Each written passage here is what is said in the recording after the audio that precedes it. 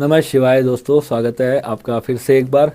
तो जैसा कि मैंने आपको पिछले वीडियो में बताया था कि एक और वीडियो आज हम करेंगे और एक साधना, एक प्रैक्टिस मैं आपको दूंगा जो प्रैक्टिस लाइफ चेंजिंग होगी आपके लिए।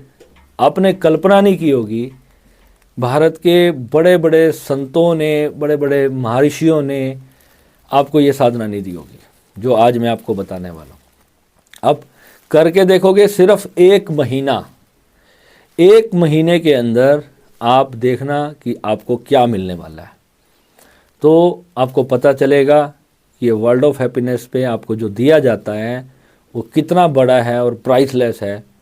और ये मेरे गुरुदेव की कृपा है कि उन्होंने मुझे ये सब चीज़ें दी दान रूप में, मेरी झोली में इतना बड़ा खजाना डाला और मेरे जीवन को धन्य किया। और मैं आपके जीवन को भी वैसा बनाना चाहता हूँ। और मेरी पूरा प्रयास है कि जिस भी तरह से आपको परमात्मा की ज्योति आपके भीतर जागृत हो, मैं वो हर विधि, वो हर तरह का ज्ञान आप लोगों तक पहुँचाऊँगा। आज जो मेरे अनुभव रहे अपने साधना काल में, मैंने कैसे कैसे अपने मन की नकारात्मकता से जीत पाई, कितनी कितनी बुरी परिस्थितियाँ मेरे को राहु की दशा में फेस करनी पड़ी, मैं आपको बता नहीं सकता। मगर गुरुदेव की कृपा इतनी, बृहस्पति मेरा सेकंड हाउस में है और वो प्रारब्ध से ही होता है, मैं ये भी जानता हूँ, प्रारब्ध से ही ऐसे गुरु की कृपा हमें प्राप्त होती है। मगर जब हम कर्म करते हैं, जब हम ढूंढते हैं तो हमें मिलता है। जब हम शिद्दत से, हम पूरी मेहनत से, पूरे प्रयास से जब हम कोई काम करते हैं तो फिर भगवान को भी दया आ जाती है, भगवान भी फिर हमारे कार्य कर देते हैं। तो जब आपका समय आ जाता है ना, तो फिर सही गुरु भी आपको मिल जाते हैं। तो आज एक ऐसी साधना है, एक ऐसी प्रैक्टिस है जिसके बारे में आपने आज तक का, मैं आपको लिखित रूप से देखता हूँ, बोलता हूँ कि आपको यूट्यूब पे तो किसी ने नहीं दी होगी, क्योंकि ये रहस्य हैं हमारे सनातन धर्म के ऋषियों के, जिन्होंने उस करोड़ों साल पहले जो इतनी तपस्या करके इस सत्य को जाना। तो कई बार क्या होता है, जो साधक होता है ना, जो वो प्राप्त कर लेता है तो बस वो दुनिया से कट जाता है, वो अपने आप में इतना मस्त हो जाता है, फिर वो अपनी रिस्पॉन्सिबिलिटी छोड़ देता है और वो कहता है कि बस जो होना था मेरे साथ तो मैंने पा लिया। और ये संसार से ना वो प्रेम खत्म हो जाता है। तो जब निरस्ता आ जाती है जीवन में एक साधक के ध्यान करते करते, क्योंकि जब उसकी इच्छाएं नष्ट होने लगती हैं तो फिर वो कर्म भी कम कर देता है उस चीज़ के लिए, तो फिर वो हर चीज़ को त्यागवादी हो जाता है, छोड़ता चला जाता है। तो मैं तो श्री विद्या उपासक हूँ, मैंने तो कभी त्याग सिखाया नहीं। मैं तो कहता हूँ लिव 200% लाइफ। तो कैसे मिलेगी वो 200% लाइफ, कैसे होगी? सारी प्रकृति आपसे प्रेम कैसे करेगी? सारी प्रकृति, जीव जंतु भी, पशु पक्षी भी, यहाँ तक कि जानवर भी आपसे प्यार करने लगें। आपके आसपास जानवर भी आ जाएं, गली में आप बाहर निकलो अपने रोड पर, अगर डॉगीज घूम रहे हैं तो वो भी आकर के ना आपके पास अपने आप ही चल के आ जाएं और आपसे प्यार करने लगे। कैसे होगा? क्या चीज़ होगी ऐसी? आज वो सिखाने वाला हूँ। दुनिया में जो भी लोग आपको मिलेंगे, आपकी एनर्जी, वो आपसे, देखो लोगों का काम है, जब आप अपनी लाइफ में कुछ अच्छा करने लगते हो ना, तो कुछ लोगों के ग्रह इतने ख़राब होते हैं कि वो, उनकी नकारात्मकता जो होती है ना, वो उनकी लाइफ को तो ख़राब करती है, मगर वो आप पर भी अपना जो गंदगी है ना वो डालने की फिर कोशिश पूरी करते हैं, तो आपको भी बुरा बनाने की कोशिश करते हैं। अब साधक का मतलब क्या है? उस चीज़ को साध लेना है, यानी कि मेरे को बुरे लोगों में रह करके चमकना कैसे है, यानी आसपास सारा ही नेगेटिव माहौल हो, यानी चोरों चक्के रहते हो आसपास, तो ऐसी स्थिति में भी आपको कैसे आनंदित रहना है भगवान कृष्ण की तरह? कैसे मस्ती में तुम्हारे भीतर से बांसुरी बजती रहे प्रभु की, कैसे बजेगी? कि तुम्हारे चेहरे पे एक मस्त सी हंसी रहे भीतर, चाहे संसारिक दुख भी होते हैं, पारिवारिक दुख भी होते हैं, सामाजिक दुख भी होते हैं, हजारों चीज़ें लगी रहती है, कोई अपना बिछड़ जाता है उसका दुख होता है, मगर फिर भी एक अलौकिक ज्योति तुम्हारे भीतर कैसे जलती रहे? उस परिस्थिति को कैसे प्राप्त होना है? क्या सिर्फ ध्यान से प्राप्त होगा? बिल्कुल भी नहीं होगा। क्या ग्रहों के उपायों से प्राप्त होगा? बिल्कुल भी नहीं होगा। इसके लिए गुरुओं का मार्गदर्शन चाहिए। तो आज वही विधि मैं आप लोगों को देने वाला हूँ।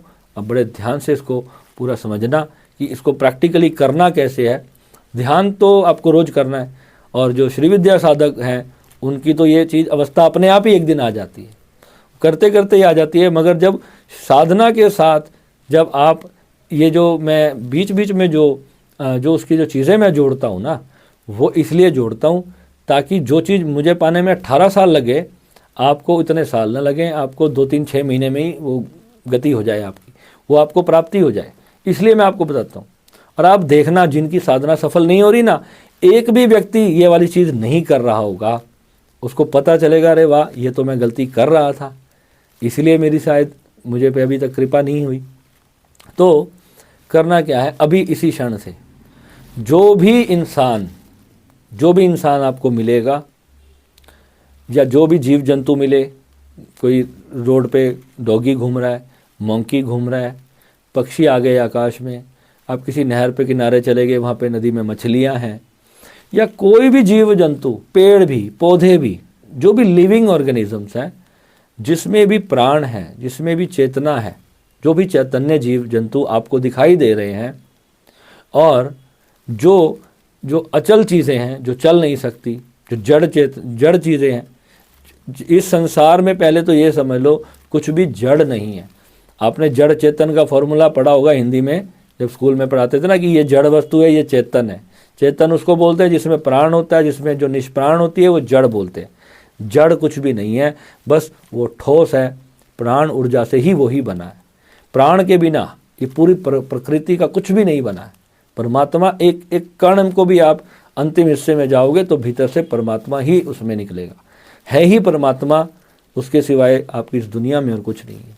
आपके दिमाग में आपका नाम मिस्टर राम या सीता किसी ने रख दिया, वो बात डिपेंड करती है कि आपने अपने आप को दूसरों से भिन्न मान लिया। तो जब भिन्न मानोगे तो फिर लेन देन शुरू होगा, और लेन देन शुरू होगा तो फिर अच्छा बुरा भी करेंगे लोग, तो अच्छा बुरा करेंगे तो फिर आप कभी खुश होगे तो कभी दुख होगे, तो दोनों चीज़ों में फंस जाओगे। अब वो जो असली चीज़ समझने की थी कि वो तो मैं ही हूँ, वो भूल गई, वो छूट गई कहीं ना कहीं पीछे। अब उसको साधना कैसे है, सामने वाला बुरा कर रहा है, उस परिस्थिति को कैसे रिएक्ट करना है, वहाँ पे क्षमा, फॉरगिवनेस, प्रेम, वो तो मैंने सारे फॉर्मूले आपको बता दिए। मगर असली फार्मूला क्या है, उससे भी बड़ा फार्मूला क्या है, उसको आज लगाएंगे।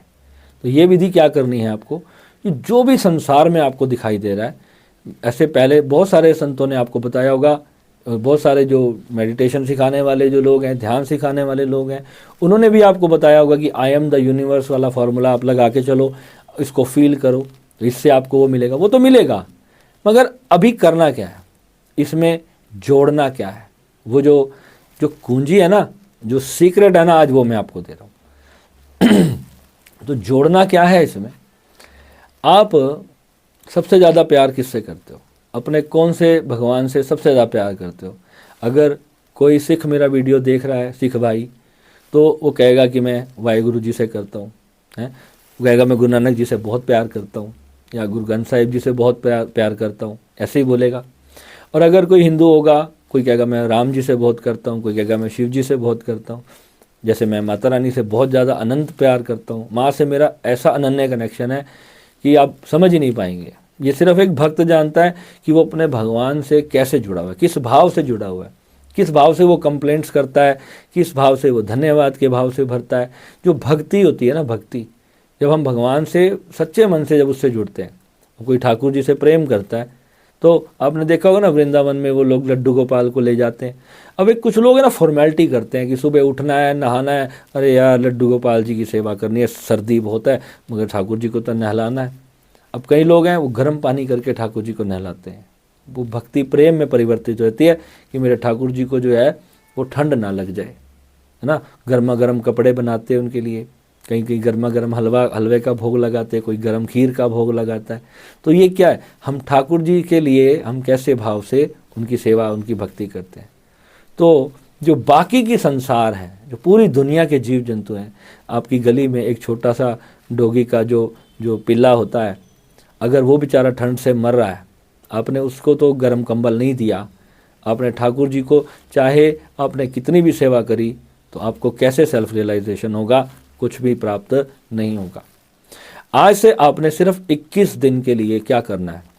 मैं यहाँ पे आपको सेवा नहीं सिखा रहा, सेवा के मार्ग तो मैंने आपको सब बता दिए।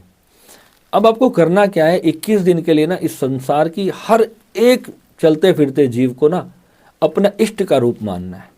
जैसे कि आप ठाकुर जी को मानते हो तो अपने प्रत्येक व्यक्ति में ठाकुर जी को देखना है कि प्रत्येक व्यक्ति व्यक्ति नहीं है, मेरे कृष्ण है। इस भाव से आपने सबको देखना है। अब आपको कोई गुस्सा कर रहा है, गालियां दे रहा है, घर के पेरेंट्स कुछ बोल रहे हैं, कुछ भी कर रहे हैं, तो आप ठाकुर जी समझ के लड़ाई करो। मतलब आपके मन में पता होना चाहिए कि मैं ठाकुर जी से ही बहस कर रहा हूँ, ठाकुर जी मेरे साथ ऐसा क्यों कर रहे हो, ऐसे बोलो ना। तो अंतर से आप पूरी सृष्टि को एक रूप एक रस परमात्मा मान करके जो भी आपको मिल रहा है, जो भी व्यक्ति मिल रहा है, अच्छा बुरा, अच्छे से अच्छा, बहुत पुण्यात्मा से पुण्यात्मा और पापात्मा से पापात्मा, गिरा सा गिरा व्यक्ति अगर आपको क्यों ना मिले, किसी भी तरह की चेतना से आपका इनकाउंटर हो जाए लाइफ में, तो आपको ये देखना है मेरे ठाकुर जी का कैसा रूप देख लिया आज मैंने। इस भाव से ठाकुर जी को कनेक्ट करना है, यानी कि यहाँ पर परमात्मा से जुड़ोगे, परमात्मा ही मानना है पूरी सृष्टि को, इस चल अचल सृष्टि को, जो चलते फिरते जीव है या जो रुका हुआ कुछ भी, आपको जो जड़ वस्तु जिसे आप बोलते हो वो कुछ भी दिख रहा है ना, सबको चैतन्य मानना है और सबको अपना ही रूप मानना है कि मैं भी तो ठाकुर हूँ, मैं भी तो उसी से उत्पन्न अंश हूँ, तो मैं भी वही हूँ, मैं उससे भिन्न कोई मेरा नाम नहीं है। अपने नाम को भूल जाना है, सिर्फ 21 दिन के लिए अपने नाम को भूलना है कि मैं प्रेम विराट नहीं हूँ, मैं हूँ ही नहीं। ये बोलने वाला भी नहीं रहना चाहिए कि मैं हूँ, ये सोचने वाला भी नहीं रहना चाहिए कि कौन सोच रहा है कि प्रेम विराट है या नहीं है, ये भी नहीं सोचना है। मेरे माता पिता ने क्या नाम दिया था, हमारे संन्यास में ना सबसे पहले माता पिता का दिया हुआ नाम बदल देते हैं। जब दीक्षा देते हैं ना तो नाम ही चेंज कर देते हैं उसका, या वो नाम नहीं है, वो नाम दिया जाता है जो तुझे होना है। अब जैसे मुझे मेरे गुरुजी ने जब प्रेम विराट नाम दिया था तो उन्होंने कहा था तूने इस विराट की तरह इस सृष्टि को प्रेम करना है, तेरा ये साधना है, तेरी नाम से ही हमें साधना दी उन्होंने। तो यानी कि जो नाम दिया गया वैसा हो जाना है, उस तरह के कर्म करने हैं, उस तरीके से अपने आप की साधना करनी है। और कोई अच्छा सोच रहा है, बुरा सोच रहा है, आपको प्रेम विराट करना है, यानी कि जो आपको नाम दिया जाएगा हमारी साधना के बाद, तो फिर आप उस तरीके से साधना करोगे, है ना। हर किसी को अलग अलग नाम दिए जाते हैं, उनकी जो सिचुएशन होती है जहाँ पर वो स्टैंड करते हैं, वो क्या मांगते हैं, उस हिसाब से उनको नाम देना चाहिए। तो गुरु को पता है कि किसको क्या नाम देना है, गुरु अपने आप ही दे देते हैं, अपने प्रेम भाव से दे देते हैं। तो जब पूरी सृष्टि को आप प्यार करोगे अपना इष्ट देव मान के, आप भोलेनाथ के भक्त हो, तो आप देखो कि सारी दुनिया बस भोलेनाथ है और कुछ नहीं है, बस भोलेनाथ ही दिखना चाहिए। अब भोलेनाथ के साथ गलत तो नहीं करोगे, भोलेनाथ का दिल नहीं दुखाओगे। अब भोलेनाथ आपका दिल दुखा रहे हैं तो फिर क्या करोगे।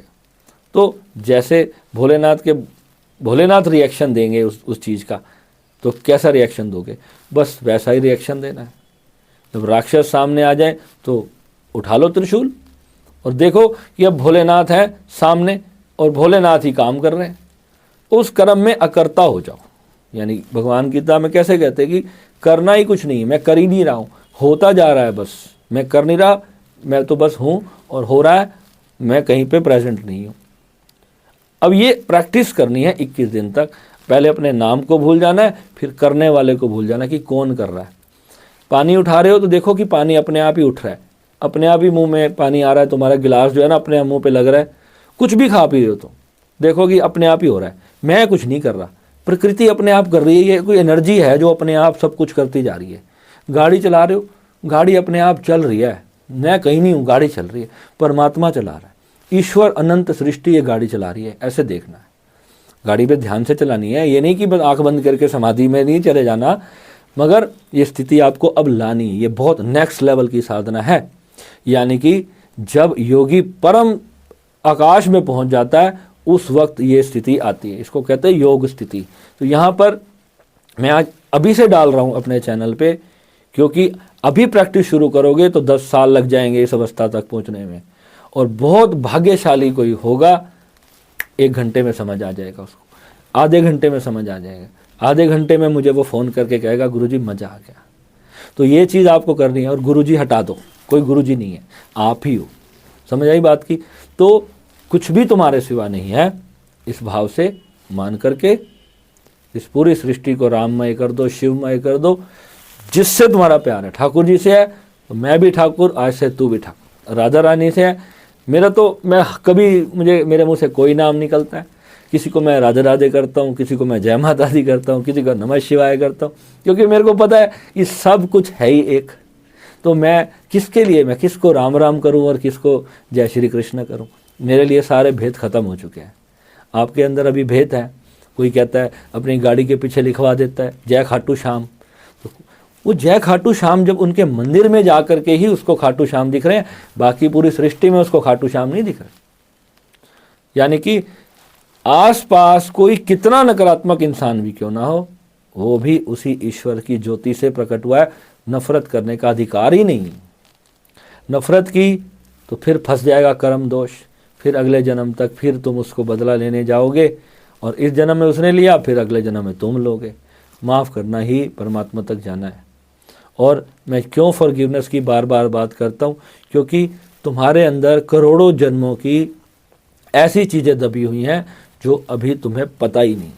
कितने लोगों के साथ तुम्हारा कितने कितने डिस्प्यूट्स पेंडिंग पड़े हैं, तुम्हें कुछ भी नहीं पता। और जब कुंडलिनी जागृत होगी तो वो सारे डिस्प्यूट खत्म होना शुरू होंगे।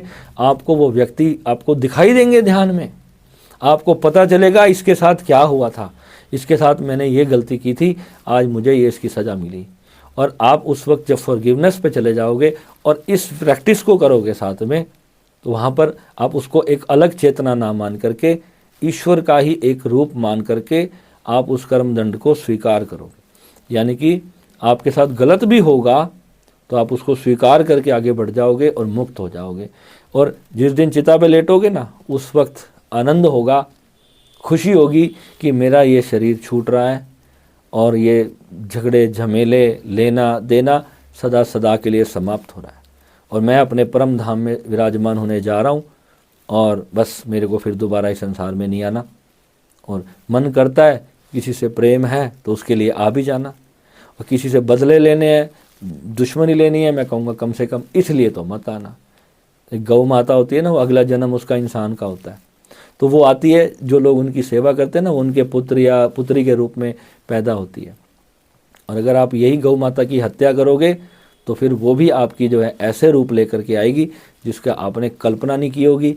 फिर आपके साथ जितनी भी जो आप देख रहे हो ना ये ट्रेजेडीज दुनिया में हो रही हैं, आपको लग रहा है कि ये सब ना भगवान बिना मतलब कि आपको मार देते हैं या कुछ भी, ऐसा नहीं है। ये हमारे किसी जन्म का कर्म निकल के जब आता है, हमारा हलाहल विष निकलता है ना जब, तो अमृत तो सबसे लास्ट में निकलना है, सबसे लास्ट में अमृत निकलना है।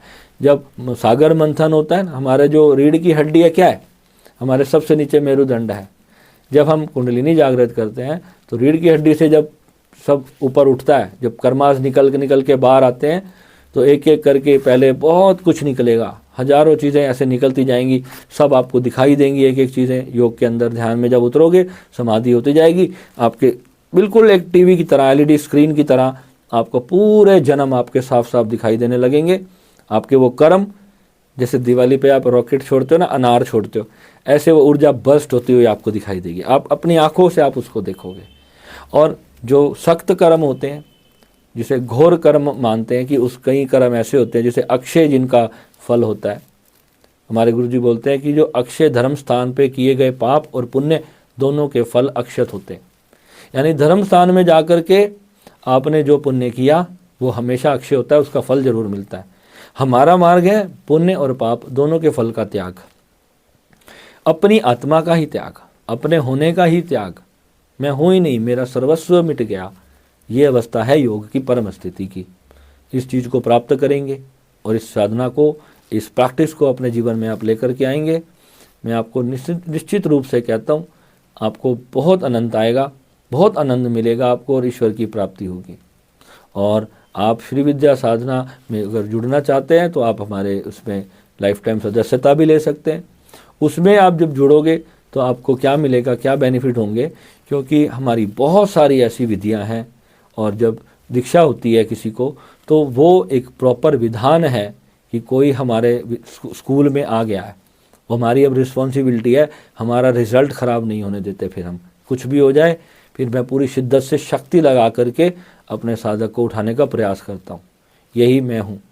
और जो मेरे साधक सोचते हैं ना, मैं क्या ब्रॉडकास्ट में रोज़ बिना मतलब डिस्कोर्स डालता रहता हूँ, कुछ भी ऐसे निरर्थक नहीं डालता। और आज भी जो डाला है ना, ये बहुत बड़ा है। जन्म लग जाएंगे आपको इसकी कीमत समझते समझते। ये 100 करोड़ का वीडियो है जो आज मैंने यहाँ पर पोस्ट कर दिया। और जब इसको आप करोगे ना, तो आपको पता चलेगा। ये जीवन जब आपका हो जाएगा तो आप देखना, ये दुनिया जैसी नरक दिख रही है ना, ये दुनिया नरक है नहीं, ये बहुत बड़ा स्वर्ग है। अनंत आनंद आनंद है यहाँ पर। और आप इतने हैप्पी हो जाओगे अंदर से। प्रकृति आपको ऐसे भोलेनाथ अपने हाथ में उठा करके आपके कार्य करेंगे। और जो नहीं करेंगे तो आप समझ जाना कि कुछ गड़बड़ है। वहाँ पर परमात्मा जो है ना, आपको कुछ वेरी बिग देना चाह रहे हैं जिसके आप पात्र हो। और जो आपसे छीन लिया जा रहा है, जैसे आपकी माँ, अगर आपके घर में मान लो कोई जहरीला सांप आ जाए और आप उसको पकड़ के खाने की कोशिश करो, एक छोटे बच्चे हो आप, तो माँ आपको एक चांटा मार करके उससे दूर खींच लेगी आपको। यानी आप बिजली की तार को छूने जा रहे हो तो माँ नहीं छूने देगी। तो जब आप गुरु से जुड़ जाते हो, जब गुरु तत्व से आप जुड़ जाते हो, तो ये उनकी रिस्पॉन्सिबिलिटी हो जाती है कि फिर आपसे वो चीज़ें से फिर आपको दूर किया ही जाएगा जो आपके हित में नहीं है। ये मेरे जीवन में इसके प्रत्यक्ष हजारों उदाहरण हैं। कितनी बार मेरे साथ ऐसी चीज़ें हुई हैं। मैंने अपने जो मित्र हैं, मैं उनसे बहुत शेयर करता हूँ। जब एक एक दिन में मैं कहीं ट्रैवलिंग में जा रहा हूँ, रास्ते में ऐसी ऐसी घटनाएं घट जाती हैं। कितनी बार बड़े बड़े एक्सीडेंट से बचा हूँ। ऐसी ऐसी चीज़ें हो जाती हैं कि मतलब जैसे भगवान मुझे चलाते हैं, मुझे पता चलता है। मेरे बिजनेस में इतनी उतार चढ़ाव आए, इतनी प्रॉब्लम्स आई, कर्म के लेन देन लोगों के साथ चल रहे थे, मुझे पता ही नहीं था। 1.5 करोड़ रुपए की रकम मेरी पूरी की पूरी डूब गई। उसके बाद भी भगवान ने मुझे मरने नहीं दिया। मैं अपनी छोटी सी दुकान को मैं बैंक में रखने चला गया था। बैंक वाला मुझे कहता है कि सर आप ना ये बैंक में मत रखो, आप इसको चुका नहीं पाओगे। कहता है मैं आपको दूंगा ही नहीं लोन। कह रहा है ये मैं रखूँगा ही नहीं आपकी प्रॉपर्टी। बताओ, उसके कह रहा है मेरे को ना आप पे दया आ रही है। उसने मुझे ऐसी बात बोली और मैं निराश होकर, मेरे को पैसों की ज़रूरत थी, 40-50 लाख रुपए चाहिए थे, मेरे ऊपर कर्ज हो गया था। तो और कोविड का समय था। आप सोचो कि ऐसी परिस्थिति से भगवान ने मेरे को, इतने सारे लोग मेरे साथ जुड़ गए। भगवान ने ऐसी कृपा की कि लोगों ने मेरे इतनी सहायता की हर चीज़ में कि मैं आपको बता ही नहीं सकता। ये कैसे हुआ? ये वो ईश्वर जब आपके भीतर जागता है ना, भोलेनाथ आपके भीतर आते हैं ना, तो फिर जो मेरे साथ जुड़ते गए उनको भी भगवान की प्राप्ति होने लगी, उनको भी अनुभव होने लगे, उनका भी जीवन अच्छा होने लगा। तो फिर उन्होंने भी सहायता की। और अब मेरा धर्म बनता है कि मैं आप सबके लिए कुछ बहुत बड़ा छोड़ के जाऊं इस दुनिया में। और मेरा तो शनि ही 11वें घर में उच्च का बैठा है। 11वें घर के शनि के बारे में एक बात होती है, आप में से किसी का भी, अब मैं 11वें घर के शनि पे अलग से वीडियो भी करूंगा जब हम शनि की बात करेंगे। आज मैं आपको 11वें घर के शनि की एक बात बताता हूँ, क्योंकि वो मेरी अपनी कुंडली में है। जितने भी लोग आप जानते हो जो मर चुके हैं और हजारों साल पहले, और आपको उनका नाम पता है, वो 11वें घर में तुला राशि का शनि होता है उनका। जो मर चुके हैं और हजारों साल बाद जिनका नाम लिया जाता है, 11वें घर में उच्च का शनि है। तो मेरे भोलेनाथ, रोना निकलता है जब मैं देखता हूँ कि ग्रह लेता बहुत कुछ है और देता बहुत कुछ है। यानी आज अभी की परिस्थिति में मेरे साथ इतने लोग मुझे इतना प्यार करते हैं और शनि लेता भी बहुत है। और मेरे से जो जो चीज़ें मैं चाहता था ना, शनि ने मेरे से सब छीन लिया। जो जिन्हें मैं अपने दिल से प्यार करता था, शनि ने हर चीज़ मेरे से छीन ली। बचपन से ही ऐसा हुआ। और जो मुझे दिया जा रहा था वो बहुमूल्य था, मुझे पता ही नहीं था। मगर रिग्रेट्स हमेशा रहते हैं हमारे मन में, क्योंकि प्रकृति है। हम कुछ अच्छा चाहते हैं, अपने लिए भी चाहते हैं। जैसे हम दूसरों के लिए चाहते हैं तो अपने लिए भी चाहते हैं। अगर मैं दूसरे बच्चों की खुशी चाहता हूँ, मैं अपने बच्चों की भी खुशी चाहूँगा। तो ऐसा ही होता है। तो जब भगवान कृपा करते हैं तो फिर आपको ऐसे ग्रह योग में जन्म दिया जाता है। और आज ये मत सोचो कि यात्रा ख़त्म हो गई, यानी कि अभी गेम ख़त्म नहीं हुई। अगर आपका जन्म और भी हो जाएंगे 10-20 जन्म तो क्या हो गया, एंजॉय करेंगे उन जन्मों को, प्रभु का नाम लेते हुए इस जन्म को इस लायक बना करके जाएंगे कि अगले जन्म में कोई ऐसी बुरी परिस्थिति में जन्म ना हो कि मेरे को प्रभु का नाम ही याद ना रहे। तो हम जब भगवान से प्रार्थना करते हैं तो पहले पहले एक ही प्रार्थना भगवान से होनी चाहिए कि हे भोलेनाथ, चाहे मुझसे कैसे भी कर्म करवा लेना, इतने बुरे कभी मत कराना कि मैं तुझे भूल जाऊं। अगर हम परमात्मा को भूल जाएंगे ना जब, तो फिर जो लोग आज भगवान के बारे में जानते ही नहीं, जिनके पास समय ही नहीं ईश्वर के लिए, आप समझो उनसे ज़्यादा गरीब कोई नहीं। चाहे उनके बैंक में कितने अरबों डॉलर पड़े हो, जिन्हें भगवान की प्राप्ति भीतर से नहीं ना, तो समझो वो बहुत गरीब है। मेरी नज़र में तो बहुत ही गरीब है।